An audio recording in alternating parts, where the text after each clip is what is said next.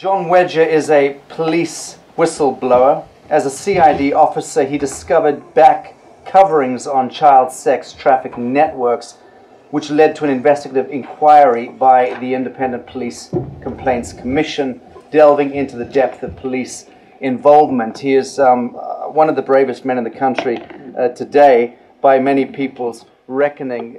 Jon Wedger, thank you for joining us. Please speak freely to this commission. I'm recently retired from the Metropolitan Police, where I served as a detective. I specialised in child abuse investigations, and what is relevant to me being here today was my service whilst on the Specialist Vice Unit. I had been asked to look into an allegation made by a 14-year-old girl that she is being used as a prostitute. On looking into it, it appeared that this girl was one of many. She gave me another girl, who in turn gave me another, and it just spiralled. Very, very quickly, we had dozens of young kids aging from 9 to 14 years old. All of them were subject to care orders, either looked after or, in placements, homes or whatever, but all known to the social services. A lot of them were known to the police for being missing persons and everything else. And all of them were addicted to crack cocaine and heroin, and were all being pimped out, as the term goes, by one person, which was a female prostitute who was very well known to the Met Police. And this woman had alleged connections with high-ranked officers, and also a local magistrate, and someone that was high up in executive status in the BBC. This woman seemed to work with impunity for many, many years, and when looking into it, this actual racket had been going on for a long, long time. What I did was I exposed my findings. I committed them to paper in what was just a basic intelligence report, and I took it to a senior officer. And what I must say, that this isn't the first time that I'd been shut down for exposing child abuse offences. A couple of years prior to that, if I may jump the timeline, I was on an inquiry looking into transient paedophiles that had failed to register, and I found out that they were residing on canal boats within the inland waterway network of the UK. They had information from within the prison service that there were 2 paedophiles that were living on boats. Now, boats had a lot of poignancy in as much as there was freedom to travel.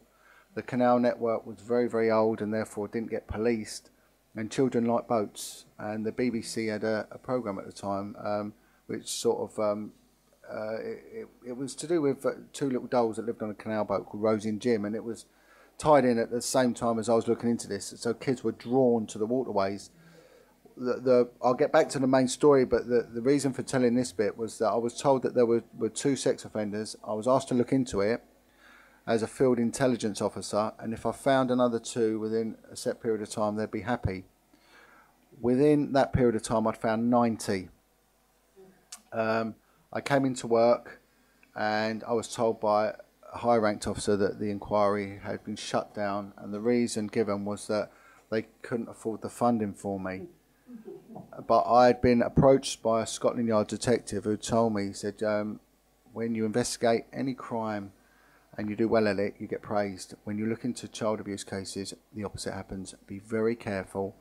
He then told me about a cabinet minister that they'd investigated on a few occasions, and on each occasion they'd been shut down. So I was aware that this had gone on.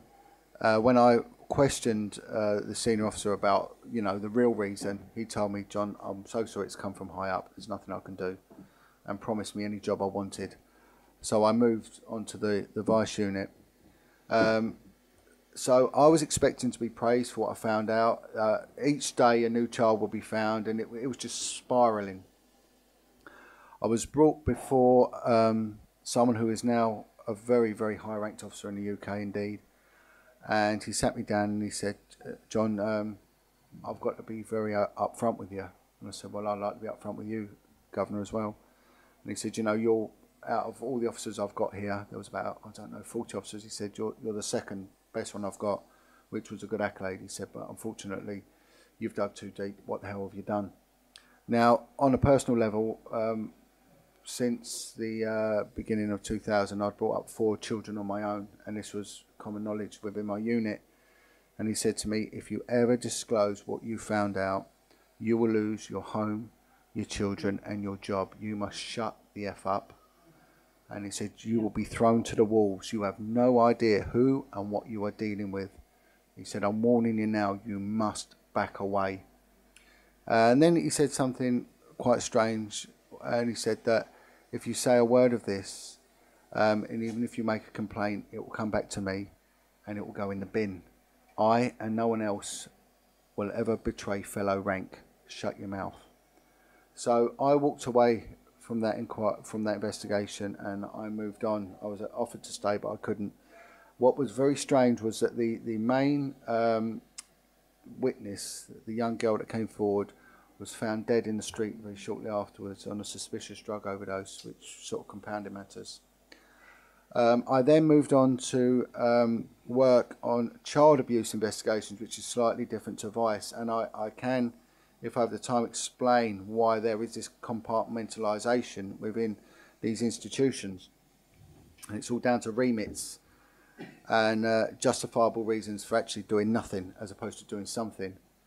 I went on to a child abuse unit in one of the poorer boroughs of London, and I was asked if I would like, as well as an investigator, take on a second role dealing with various sort of issues they have. And I was told you'll get a day here and there to go to a meeting. And I asked to look into if anyone was dealing with children's homes. I was told no, there was an officer that was dealing with children's homes, but she left 2 years ago, and she didn't do anything anyway because nothing happens, there's no problem.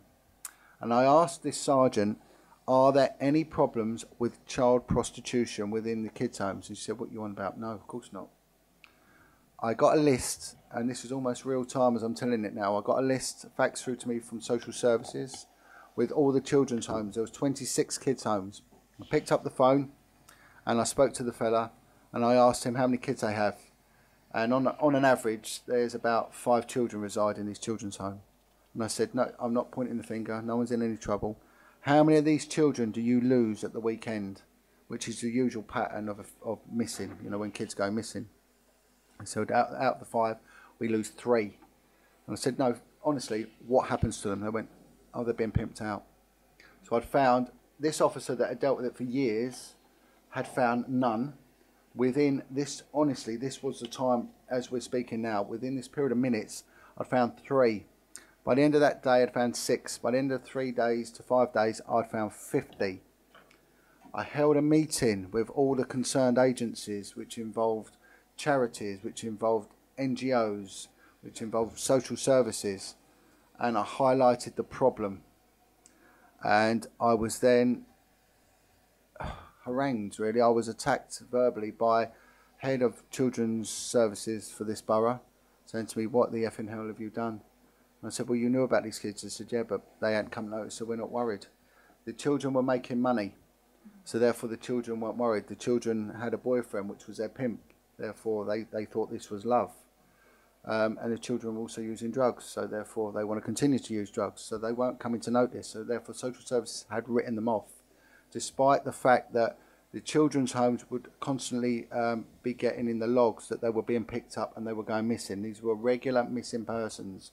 The police have a missing persons unit. They say so many thousands of kids go missing every year.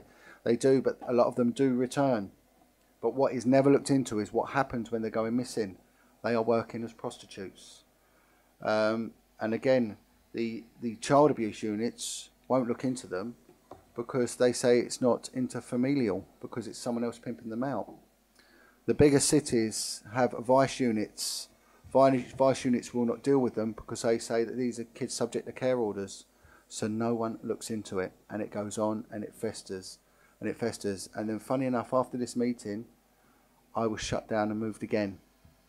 I then came forward a couple of years later. I was actually genuinely concerned that I would lose my children. I know how powerful the police are, and I know what they're capable of, having worked with them. I blew the whistle a few years ago, and I was told that my allegations would be taken at the highest level. I asked to speak to a high-ranked female detective, and this was questioned. And then they did get me a high-ranked female detective, and she said to me, "Why are you talking to me and no one else?" I said, "Because you cannot roll up your trouser leg." And she said, "I understand exactly what you mean." They instigated allegations of corruption against high-ranked officers. When you investigate these crimes, as a witness and informant as I was, you're meant to get regular updates every 28 days. I never received one in 3 years. The matter was passed from one unit to another unit. It ended up with the IPCC, who again did nothing and failed to update me despite the fact that they had corroborating evidence. I met with other police whistleblowers via a few concerned MPs. One of them was a lady called Maggie Oliver, who had exposed the scandal in Rochdale. Another one was a man called Lenny Harper, who had exposed the horrendous goings on at a kids' home called Hope de la Garenne in Jersey. Each one of them echoed each other. They both said, "They're going to come for you, and they will come hard." And I said, "What do I expect?" They said, "Right, you will be served with gross misconduct papers. You will be interviewed, they will find against you, you will be sacked, and you will probably face a court case and may go to jail." Now, the threats that was echoed to me: you'll lose your home, your job, your children. At the same time, the police stopped paying me. I went without wages for nearly 3 years. I had 3 children at home. 4 children, sorry. Then what happened was that they served me gross misconduct papers, and I was told what it will be for data protection violations, which seems to be a common occurrence. I got served with numerous data protection violations. Each one could have given me a 2-year prison sentence.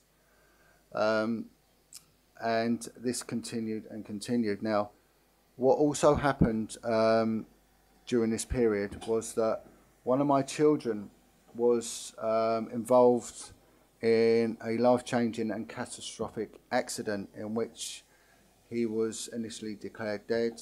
They revived him. He was on life support for many, many months.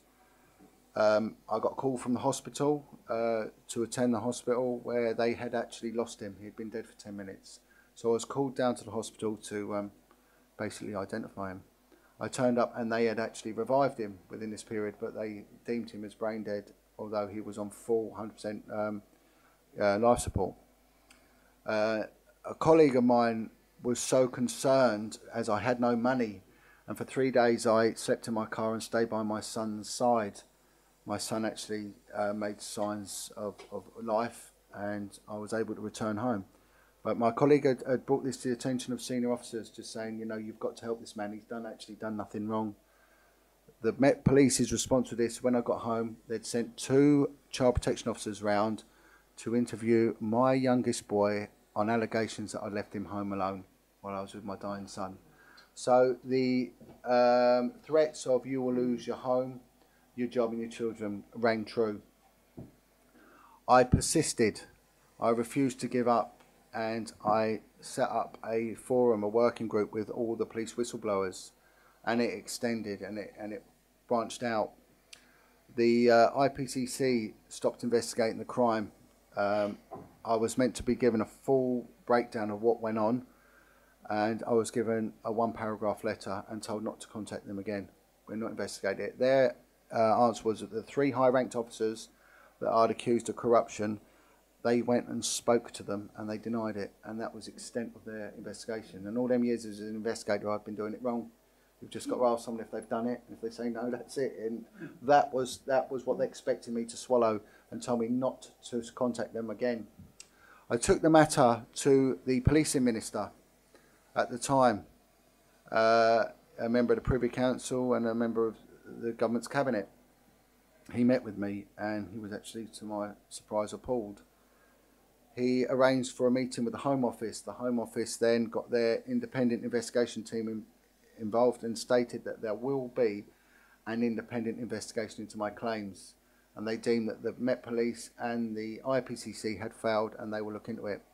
I was summoned to a meeting and it was a fully recorded meeting, and it was witnessed, and in which the Cabinet Minister handed my paperwork over to the Home Office officials, and that was an official handover of the paperwork which I supplied to him. They then gave me their assurances that they will be in touch with me and give me a 24-hour contact number, and said they will investigate this independently. I never heard from them again. They have since denied receiving any paperwork. When pushed, they admitted they did receive it, but have now lost it. We are seeing police failings in respect to child prostitution hemorrhaging in this country, but we are seeing them on a provincial level. We're seeing them in Rochdale, Blackpool, Rotherham. We're seeing them in Oxford, Aylesbury, Swindon, all on a provincial level. London is one of the largest urban conurbations in the Western world.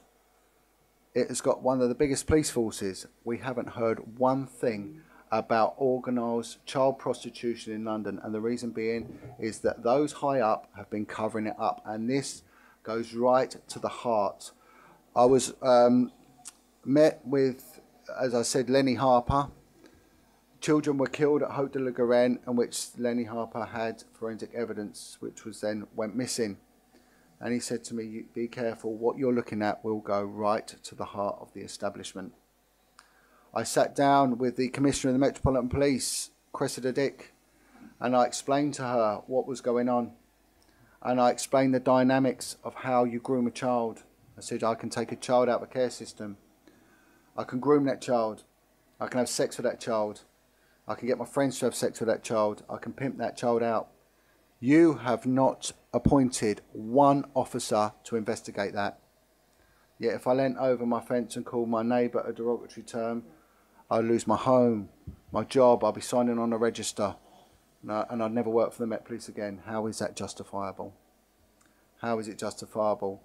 I now work with victims and survivors of abuse. I help out with recovering alcoholics and drug addicts. I'm working in collusion now with one of the most notorious gangsters the UK had, and the convicted murderer, Chris Lambriano. And I've never had such support and compassion from these people, yet the police would have had me swinging from a rope if they've had their own way. When we look at our prison service, we look at our prison system, 75% of inmates are illiterate. This is in the UK, they're illiterate. 75% of our inmates have come from abused backgrounds.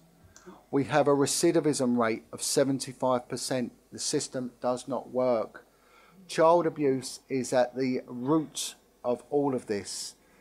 Child abuse units, when I was on them, I've worked on many specialist units in the police. I've worked on units that have been anti-government. I've worked on units that have been financial crime. You get given a car.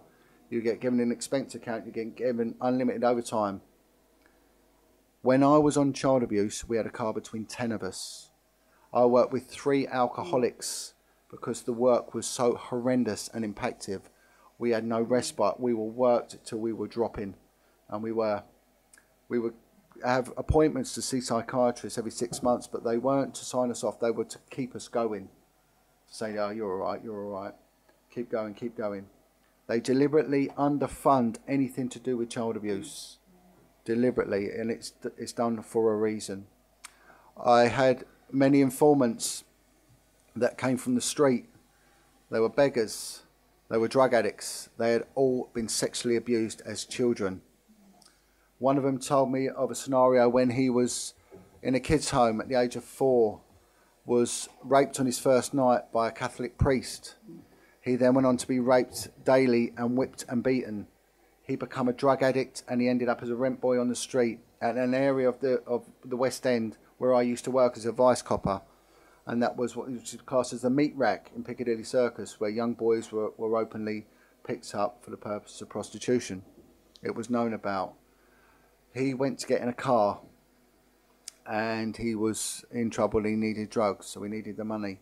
And he had a pimp, and he said a pimp wasn't a bad thing. A pimp actually looked after me. I was safer with a pimp on the street than I was in a kid's home. He went to get into a car which was a white Rolls Royce with 2 men in it. and his pimp said, "Don't go in that car." The last two boys went in there. They killed them. We never saw them again. He gesticulated for the driver to drive around the block, and his pimp didn't see this. His pimp thought he'd walked away, but he didn't. He got in the car. He was then taken to a very affluent part of London called Hampstead. He was then subjected to 3 days of torture and sexual violence, in which he said that they knew that they'd killed him. And he said they dumped his lifeless body on Hampstead Heath by the Royal Free Hospital, believing he was dead. And he said, what shocked me more, John, was the fact that these two men, they were well dressed, they had a big house, and they were actually getting ready to go to their niece's wedding whilst they were dropping my lifeless body off, perceived lifeless body off, on a bit of heath ground. Yet it goes on consistently. Back in 2003, the justice system brought in what they called the Bad Character Act. Before, you could never bring in someone's previous convictions within a legal trial in the UK, unless it was a very, very serious one, and then it was very difficult. There were too many legal parameters. They brought this in, and everyone thought that it was a coup. It was a step forward in gaining justice. But when you commit minor acts of shoplifting, it's dishonest crime. You are then deemed a dishonest person. Every person I dealt with, every street person, every crack-taking prostitute had been abused as a child. They all committed dishonest crime to stay alive. Right? They shoplifted. They pimped themselves. Whatever they did it to survive, to buy their drugs, to carry on. So whenever they were brought in a trial as a witness, they were instantly deemed as dishonest. And this is what we're seeing now when people are coming forward. They are rubbish and they're broken. And one of the startling things that occurred was back in the beginning of 2000, they brought over Mayor Giuliano from New York to preach to us on a thing called the broken window theory. And what his theory was that if there was an area that of depravity that had a broken window or a damaged bus shelter, clean it up, smarten it up. You won't get your drug dealers, you won't get your shoplifters, you won't get, you know, your robberies, that all these crimes that are in the periphery around sort of poverty and everything else. And therefore, your society gets better. Smarten these broken windows up. It was naive at the least. Where is this timeline taken back? The fact is they're doing drugs because they're paying for heroin. They're on heroin because heroin is an analgesic. It's a painkiller. Pain can be mental, emotional, as well as physical. And the majority of them were there doing the drugs because they come from the care system. The care system that had appallingly let them down, and that they had been sexually abused, and they had no way of processing the damage that had been done to them. Our judicial system sets them up to fail. It follows them through from cradle to grave. These kids are known about, yet nothing happens. They grow up, they become bad in class, they become violent. They get reported to the social services, yet the problem is still not addressed. They then commit minor acts and end up before the juvenile courts. Again, nothing is done. They commit then heavier acts, robberies, or whatever, and end up before the magistrates' courts, yet nothing is done. They end up before the Crown Courts, and ultimately they end up going before the coroner's courts. Yet throughout all this circle, nothing ever breaks it. The people that are paid a good living wage to stop this are failing it.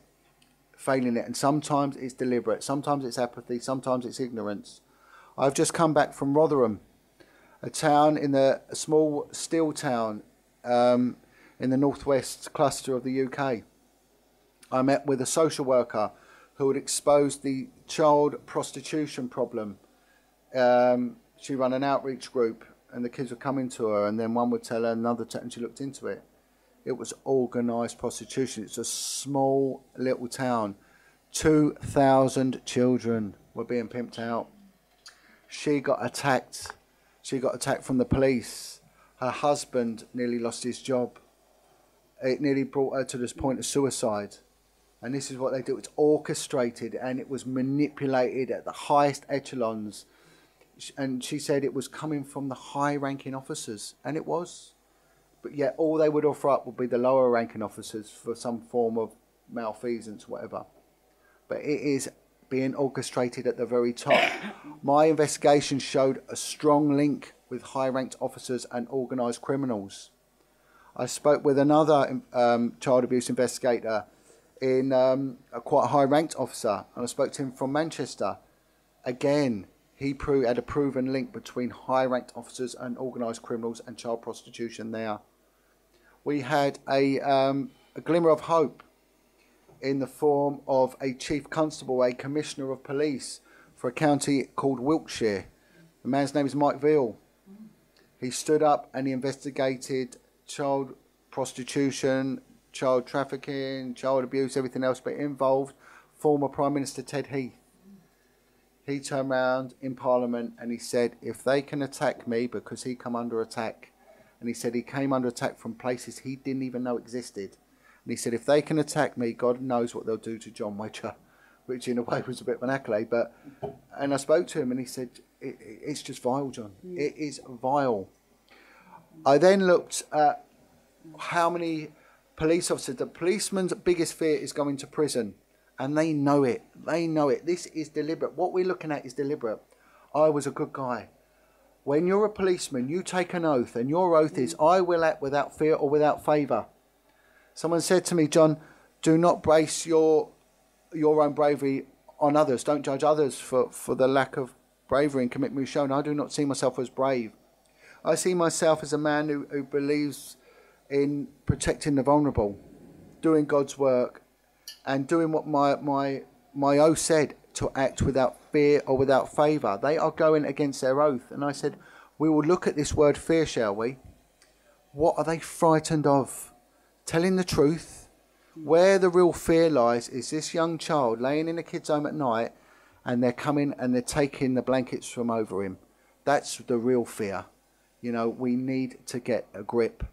You come under attack, and you do come under attack, and it's painful when it hurts. And it does do its best to destroy you. Maggie Oliver said to me, John, I was going to prison. The CPS turned round and said, we've got enough evidence. If you don't come to some agreement, admit to whatever, then you're found guilty, you will go to prison. She had to tell her children she was going to prison.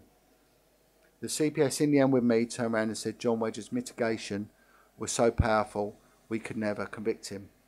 I said to them, I submitted my statement prior to any trial. I wrote a statement and I gave it to Cressida Dick and said, here's my statement. Whatever you say I've done, I've done. I don't care. But I will not be tried by you. I will be tried in a Crown Court. And I will be tried by my peers, and I will be tried fairly. I've done nothing wrong, and I listed every single person from the bottom right the way up to the top. Who was involved, who knew about it, who did nothing, who then did nothing, who did nothing. This went right up to Bernard Hogan-Howe and now to Cressida Dick. Bernard Hogan-Howe knew about this.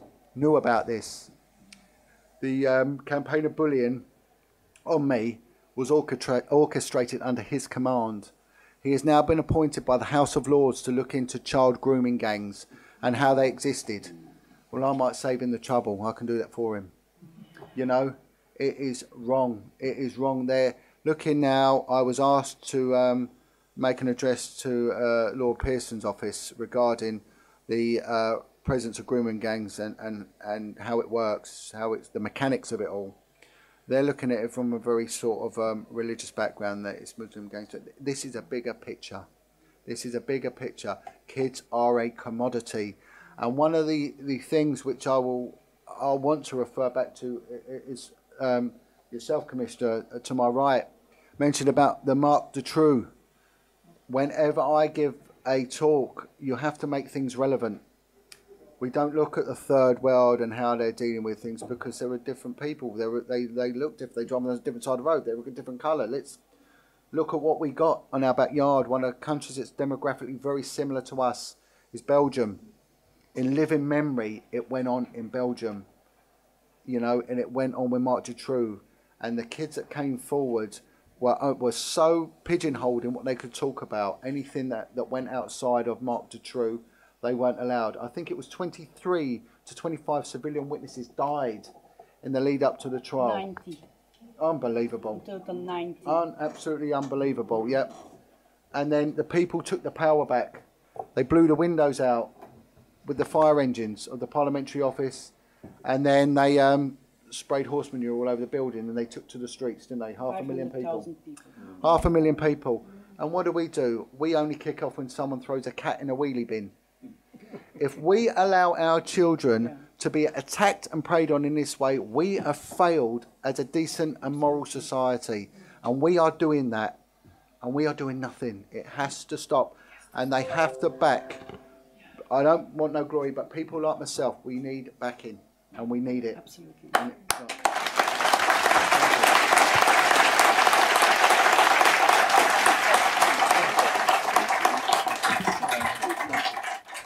The Commonwealth Parliament in Australia passed an act called the Public Interest Disclosure Act to protect whistleblowers. The act says quite clearly that if you blow the whistle on corruption or whatever you blow it on, you cannot be charged with another offence in retaliation for what you've done. 2 Supreme Court judges in Australia have said the act does not apply. Well, it's the same with the police. They are not subject to any employment law. They just do what they want. Yes. And when we look at suicides, the Office of National Statistics will not keep any information on police suicides. We went to Boston, and police suicides are twice that of any high-risk occupation. These coppers are so worried of going to prison, they commit suicide, and it happens. Yeah. I just make the point as well that us barristers are under the same oath of fear of favour, and we're very glad to take your testimony, and we will act. Oh, God bless you. God bless you too. Thank you. Commissioner Hutsabat, who's a criminologist and psychotherapist, has a question for you. Yeah, a question, not really a question, more of a statement and a question. If the $1 million Robert was speaking about would have been used and will be used for people like you, supporting you when you lose your jobs and you have no income for your children, would that make a big difference for other officers to talk and do what they have to do, their jobs? That's my question. It's financial bullying, and they know it, and they do, and that's why they do it. And one of the strange things which happened to myself and another whistleblower was my bank account was shut down for no reason. That's the second, and I know someone else, but it would. You need to live, and it was the fact that good people funded me, and got me through it. Would it help you and other whistleblowers and people that want to do their jobs if this commission succeeds in gathering money to financially help your families? Would that help people coming forward to do their jobs, to be able to, because we have to change the system from within. But if people like you, police officers, under oath, wanting to help people, or not even in the possibility to do your jobs, well, then it's finished, isn't it? And it is finished, if we are honest, it is finished. Yep. The system failed over the whole line. Also healthcare, everything that has to do with children failed, and that's planned. But the question is, do you think that more people like you would continue doing their jobs, even with all the pressure they have, if they know that if something happens, there will be a backup for their families, protecting their families, and money to survive? Do you think that more people would come forward and continue their jobs? I'd like to say yes. The one thing is, it's the police pension. You look at losing your pension. And that's what does it. That's what keeps them in silence. But you do need money, and also recourse to some sort of legal assistance. I had to. The Police Federation, each legal firm they gave me refused to take my case on. I went independent. They took me on straight away. Straight away. You're prisoned. John, as a former spy, we're obscenely proud of having the highest rates of alcoholism, adultery, divorce, and suicide. So I do understand to a certain extent. I am so deeply moved by your testimony and your integrity. Why haven't you been killed? I don't know. I don't know. Jesus loves me. You do know the answer. Well, hopefully, I've got a few more years out. I've got a job to do, Got a job to do. Your Grace. There's a greater power. John, thank you very much indeed for this testimony. Did it reach the media in the UK? This is one question. Yeah. Second, have you been approached, asked questioned by one of the church leaders in. But I'm glad you asked that. The media, one of my saving graces, and it didn't meant to happen. Something Sasha mentioned the other day to me was about doing a testimony and keeping it for legal purposes. I actually did an interview with the UK column with a man called Brian Gerrish, and he said it was too hot to handle and put it out online. And I thought, oh my God, what's he done? But it actually saved me. It saved me. So the alternative media really did help me. When I left, the national media have been okay. There's been a couple of good journalists. One of the journalists has tried to move it forward, but gone now to a different paper, and they won't touch me. But the other thing is, I'm a Catholic, and I wrote to Vincent Nichols, and he said, nothing I can do. So other Catholics got together and wrote to him and said, why? If you can't do anything, then why are you there? And he said, I'll see what I can do. And he said he couldn't get involved. And I said, but you got involved with the McCann case. Why can't you get involved here? And this is what you find with all these departments that claim to have ownership for supporting people. They are useless. They do nothing. And I was appalled by Vincent Nichols. I thought the man showed no integrity, nothing. However, on the local level, Priest has been very, very good. And also, there's been a few Christian groups that have been phenomenally good. And there's also been a group of Orthodox Jews in New York have raised quite a lot of money for me as well. So it's come from everywhere and really supportive, but on a lower level though. Thank you, John. Commissioner Helstein, a very brief question. We're running so late. Thank you. Really brief, and I will explain why I'm asking so briefly. As you practically were in that flame, in that horror, and in that danger, and you really are touching very nearly.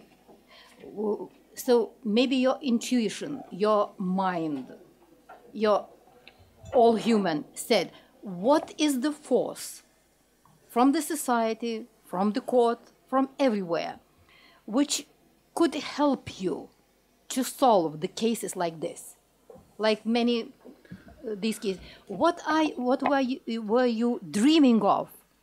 A force, okay, because you felt helpless. I'm sorry for that word. No, that's good. I wanted the platform. I've been threatened and bullied into silence. It was a conspiracy of silence. I was screaming inside. The world needed to know. And one of the biggest gifts we have been given in the UK, which this man didn't deem it as a gift. He actually, was the Jimmy Savile thing. He inadvertently did God's work to such a degree, and it opened up really the middle classes in this country to the fact this was going on. And someone said to me, do you find that your world gets so small when you deal with this? And I said, explain. He went, well, no one wants to talk about it. Can we not talk about it, please? Can we not hear it? Can we not? And it's getting it out there. And then when you realise that you're not mad, it's not a conspiracy. And when you do get those that have been affected by it, I gave a talk to 50 recovering alcoholics and drug addicts, some of which were people of extreme violence. There was a fear that I would be attacked in the room for giving this talk. Some of these people had served time for murder and torture. They got up, they applauded me, and they hugged me. And it was one of the most life-defining moments I've ever met. And that was my real audience, saying, I'm doing it because you need it. Thank you for that. I'm so sorry, I have to call time now. Jon Wedger, this commission salutes you. Thank you so much for attending today.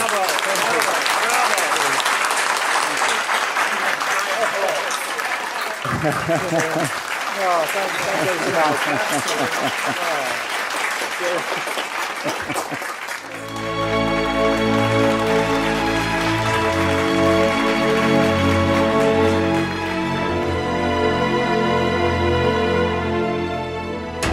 are the power behind the ITNJ. Add your voice. Sign the treaty.